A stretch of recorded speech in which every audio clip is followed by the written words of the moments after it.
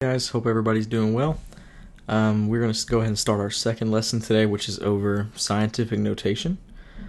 So if you can, go ahead and put your phone away and complete the bell ringer in Canvas. You can pause this video, go complete the bell ringer, and then come back whenever you're finished. Second thing I want you to do is go ahead and open up a new tab. And in your new tab, if you will just go to joinpd.com and type in the join code up here at the top right. That's ONAGG, and that'll allow you to interact with the presentation. This is a mandatory step. It just allows me to go back into Pear Deck on my end and see who's in the class and who's responding to the questions, and see how you're progressing through the lesson. If there's anything that I see that I need to go back and reteach, then it'll show up in your responses. Okay, so do this. Make sure that you're following along with the video on your device and answering the questions as they come up, okay? And then the third thing, go ahead and get out paper and pencil to write down notes, questions, and work example problems. Especially with this section, there will be a lot of example problems, so it's good to go ahead and get in the practice of writing those down. As you write things down, you remember them just a little bit better. So go ahead and knock those three things out. We're going to go ahead and move on to slide number 2. Okay, we are still in Module 0, which is about measurement, and this time around we are now in Section 2, Scientific Notation. So yesterday we covered variables and relationships. Today we are covering scientific notation. This might be something that you've seen before, but it is one of our standards, so I wanted to go ahead and cover it here. We only have one objective today, which is to express large and small number quantities in standard notation and in scientific notation. So standard notation is the way you're used to seeing numbers written, like 150 or 3,476,812. That's the way you normally see numbers written, and that's what you're comfortable with. We're going to practice going back and forth between that and scientific notation. Okay, here's our review vocab. Remember that quantitative data is any numerical information that describes how much, how little, how big, how tall, how fast, and so on something is. Okay, it's a measurement. It always contains a number plus a unit. Our new vocab for this section is going to be scientific notation. That's what we're going to learn how to write numbers in and convert back and forth between standard notation. Okay, so what is scientific notation? So scientific notation can be used to express any number as a number between 1 and 10, which is called the coefficient, multiplied by 10 raised to a power, or the exponent. So it'll look something like this. I'm going to go to my whiteboard, and this is slide number 6. Okay, so it'll look something like this. I'm just going to write directly on here. So my coefficient can be any number between 1 and 10. So for this purpose, I'll just say like 7.8, and then multiplied by 10. So times 10 raised to a power, and that can be any number, let's say 4 in this case. This is one number written in scientific notation, and if you're curious, that number is 78,000, and I'll show you a little bit later how we can go back and forth between this and this. Okay? Alrighty, so moving on. So the first step to convert a number from standard into scientific is count the number of places that the decimal point must be moved to be on the right side of the first non-zero number. Okay, so the decimal point is here, and so I want it to be to the right of only one number that's not a 0. So if it's to the right of 3 numbers that isn't a 0, then I need to move it. Okay, in this case I would have moved it twice. So that's what my first rule is telling me: count the number of places the decimal point must be moved to be on the right side of the first non-zero number. Okay, and the number of places that I move is equal to the value of the exponent. So going back to my example here, since I moved this twice, my number would be 7.87 times 10. And since I moved it twice, my exponent would be a 2. Okay. And let me X that so you can see what I just wrote. It would be a 2 because I moved my decimal point twice. Okay. All right, so when the decimal moves to the left, the exponent is positive. When the decimal moves to the right, the exponent is negative. It's kind of backwards from what you would think. And the way that I remember this is scientific notation is something that's kind of new to us and something that doesn't necessarily make a whole lot of sense right off the bat. So just going with the trend of not making sense, you move your decimal to the left, you would expect your exponent to be negative, but it's actually positive. Okay, and that's just because going into scientific notation is kind of crazy. It doesn't make a whole lot of sense, but that's the way it is. So you just need to remember that going into scientific notation, your exponent is the opposite of what you would think it would be in terms of positive or negative. Okay, so an example is 800 is equal to 8 decimal times 10 to the second power. Okay, so this is slide number 10. Let's go to slide number 10 on here. And the way that I was able to write that, in the number 800, okay, in the number 800, my decimal is kind of understood to be right there after the last 0. So if I want my decimal to be to the right of one non-zero number, I'm going to write it as 8 decimal. And since I had to move my decimal 2 places to get it there, times 10 to the 2. And since I moved to the left, my exponent is positive. So times 10 to the positive 2. And you don't have to write that positive. I just wrote it just to show it. Okay? So times 10 to the second power. All right, next slide. So here's another example. I have a number that's 0.0000343. If I want to write that in scientific notation, again, I want to make sure that my decimal is to the right of exactly one non-zero number. So I want my decimal to move right there. Okay, and in order to make that happen, I have to move it 1, 2, 3, 4, 5 times. Okay, so I'm going to get 3.43 times 10. And since I moved it to the right, my exponent is negative. And since I moved it 5 times, my exponent is a 5. Okay, so that's how you go to scientific notation. Alright, so here are some example problems that I want you to practice with. Go ahead and write the following data in scientific notation. So remember that you want your coefficient, the first number, this number right here before the multiplication sign, you want this to be between 1 and 10. And then remember your exponent is the number of times that you move your decimal, and if you move left, it's positive. If you move right, it's negative. Okay, so go ahead and pause the video, try and answer these 2 questions, and unpause whenever you're finished, and we'll move on. Okay. Alright, so here were the correct answers. So this one, to get my coefficient between 1 and 10, I need to move my decimal right there, right between the 2 and the 5. So here's my coefficient, 2.53, and since I moved my decimal over 3, 6, 9, 12, 13 times, my exponent is 13, and it's positive because I moved to the left.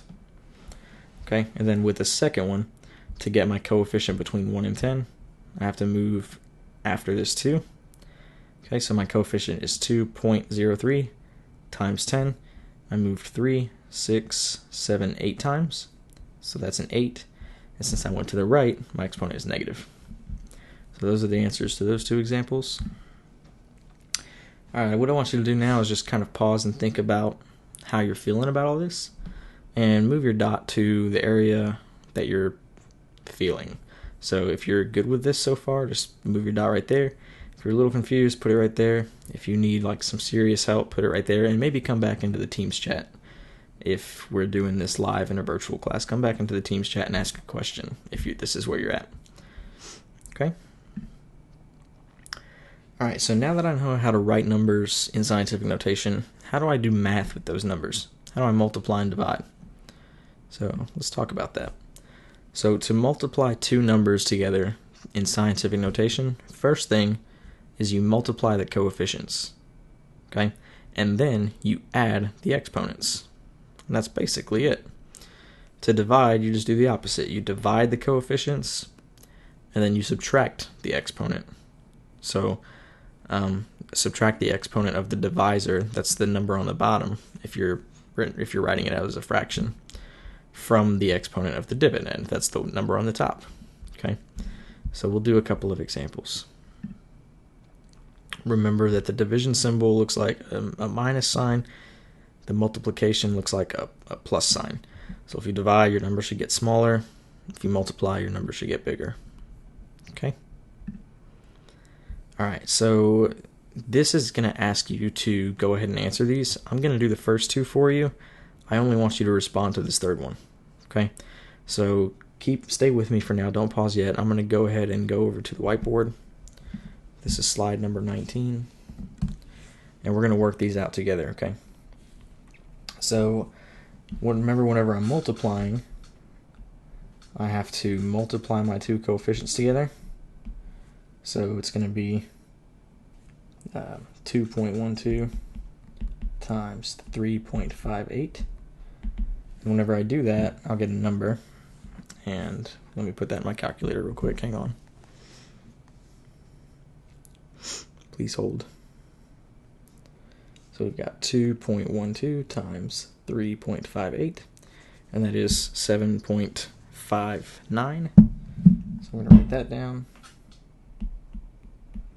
Okay, this is going to be my coefficient. So my final answer, let me change the color here. My final answer is going to be 7.59 times 10 to some exponent. And to figure out my exponent, remember, when I'm multiplying, I just add the exponents together. So 3 plus 4 equals to 7. So my exponent will be a 7. Okay, and boom, this is my answer for that question. Okay, so I multiply my coefficients together, get a number, and then I add my exponents together, get a number, and that's what goes there and there. Okay? Alright, so the second example is going to have us divide. So since we're dividing, remember we just kind of do the opposite. I'm going to take my coefficients, and instead of multiplying them together, I'm going to divide. 9.72 divided by 3.19 is equal to, get my calculator out, and I'll get 3.05. See that? So 3.05, and let's change the color here. So 3.05 times 10 to some exponent. And so what's my exponent going to be? So now that I'm dividing, remember, I'm going to subtract my exponents. 12 minus 6 is 6. So that'll be my exponent. Go back to red. So my exponent is a 6. Boom. That's my final answer. Okay? And if you don't believe me, you can go into your calculator and just put the numbers in as they are and check that. You should get that answer if you put that in your calculator. Okay? So now go ahead and pause the video and work this one out and put your answer in Pear Deck, and then I will give you some feedback. But while you're pausing working on that, I'm going to go ahead and move on. Just unpause when you're finished, okay? Okay, so we've talked about scientific notation, how to convert from standard to scientific and do math. Now I think it's only appropriate that we talk about standard notation, which is what you're used to. Okay, so standard notation is what you're used to when writing and seeing numbers. So to convert from scientific notation back to standard notation, you just kind of do the opposite of the rules that we followed earlier. So earlier, whenever we were going to scientific, if we moved our decimal to the left, our exponent was positive. Well, reversing that to go back to standard, if our exponent is positive, now we move our decimal to the right to undo that. Okay? And if our exponent is negative, we move our decimal to the left to go back to standard.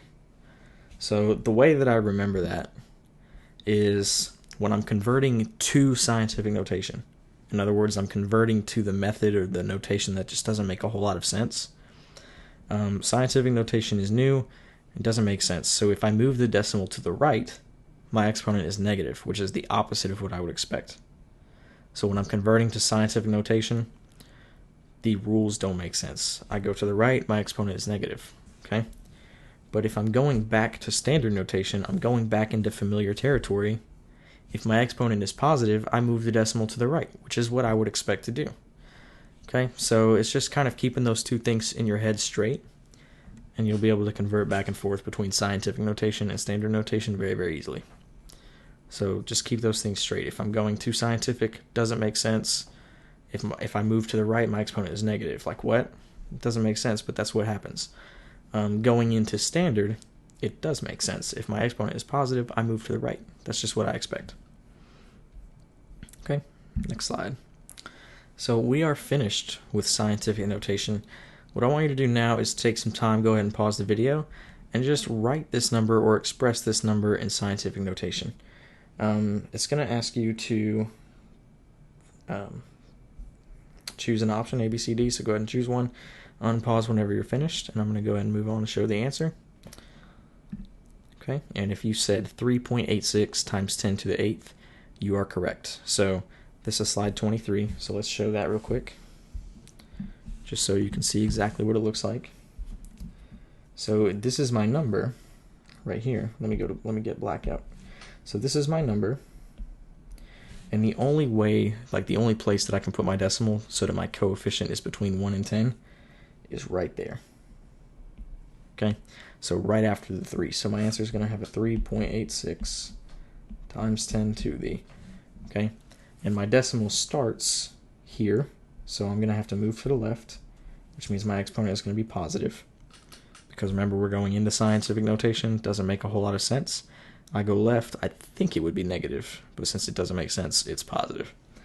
All right, and I'm moving 3, 6, 7, 8 times, so my exponent is an 8. Okay, so if that was your method and that's what you did, awesome job. Okay, and go ahead and answer this next question. So write this number now in scientific notation. Pause the video, pick your answer choice, come back whenever you're finished. I'm going to go ahead and move on to the next slide. Oops, I should be here. Okay, there we go. So do that. I'm going to go ahead and move on to the next slide. And if you said B, 1.45 times 10 to the minus 6, awesome job. I'm going to go back to my whiteboard and show you exactly how that works, okay? So again, my decimal starts here. I want it to be between 1 and 10, so I'm going to put it right there so that it ends up between that 1 and the 4. So my coefficient will be 1.45, and I need to move it 1, 2, 3, 4, 5, 6 times to the right. So since I'm going to the right, it doesn't make sense because I'm going into scientific notation. My exponent is negative. So negative 6. And boom. Okay. So that is pretty much it for this lesson. What I want you to do now is, if you have any questions about today's lesson, go ahead and ask them here. I'll address them either with the whole class or just give you feedback on this lesson so that you can have your question answered. Go ahead and go into Canvas and complete the exit ticket. And then we have the assignment that is going to be due tomorrow. It is the scientific notation assignment. I think in Module 0 it's 0.4.1 scientific notation assignment. So you'll complete that in Google Assignments on Canvas, complete your exit ticket, and then that will be it for today. Thank you guys for watching. And if you have any questions, if you're watching this live as part of our virtual class, come back in the Microsoft Teams meeting, and I will be glad to help, okay? So have a great rest of the day, and I will see you next time. Bye.